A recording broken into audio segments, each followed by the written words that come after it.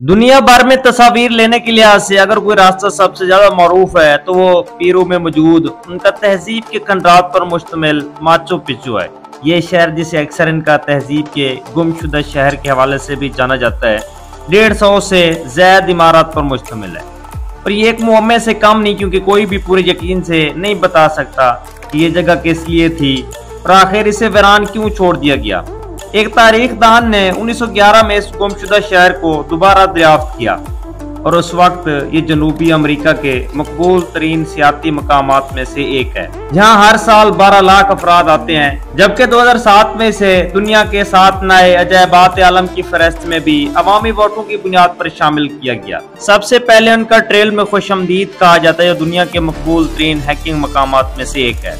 सियाहों को अक्सर मशवरा दिया जाता है कि माचू पिच्चू के लिए हाइकिंग करने से पहले कुछ दिन करीबी कस्बे में घूमते हुए गुजारें, उसके बाद ही बुलंदियों के सफर पर रवाना हो।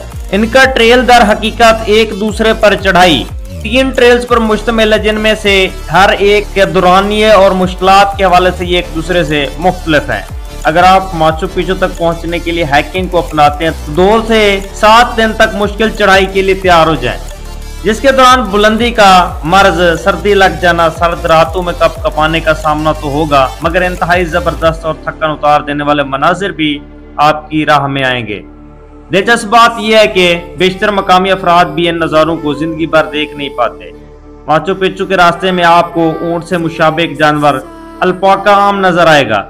इस ट्रेल पर आप जनूबी अमेरिका के मशहूर पहाड़ी सिलसिले कोह एंडीज के भी कुछ दंग कर देने वाले मनाजिर देख सकते हैं। और अगर आप खुशकिस्मत हो तो बैक वक्त डबल कौसे कज़ा का मुनफरिद नजारा भी आपको मसूर कर सकता है। अगर दिल करे तो रास्ते के दौरान अपने प्यारों के लिए यहाँ की कुछ यादगारें भी खरीद कर ले जा सकते हैं। ताहम अगर आपको पैदल चलकर माचू पिच्चू तक पहुंचना पसंद नहीं है तो एक नई लग्जरी ट्रेन भी आपको क्यूस्को से दुनिया के 7 अजायब में शामिल मुकाम तक ले जा सकती है। ट्रेन के 6 घंटे के तफरीही सफर के दौरान भी खिड़की से नजर आने वाले मनाजिर आपके अंदर माचू पिच्चू देखने का जज्बा भड़काने के लिए काफी है। ताहम पैदल पहुंचने या ट्रेन पर आप कभी भी इनका तहजीब के इस गुमशुदा शहर की पहली झलक को फरामोश नहीं कर सकते, जो कोह एंडीज के मशरकी ढलवानों पर आपकी नजरों के सामने आती है। कुछ लोगों का मानना है कि यह अजीमुल शान खंडरात इनका शहनशाह पाचाकुती और उनके जानशीनों ने शाही जदाद के तौर पर तमीर किए।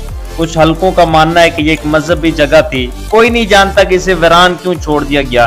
तारीखदान इस बात पर मुत्तफिक है कि इसे इनका तहजीब के अरूज के दौर में तमीर किया गया, जो कि 15वीं और 16वीं सदी के दरमियान का ओहद था, जब हिस्पानवी हमला आवरों ने जनूबी अमेरिका पर धावा नहीं बोला था।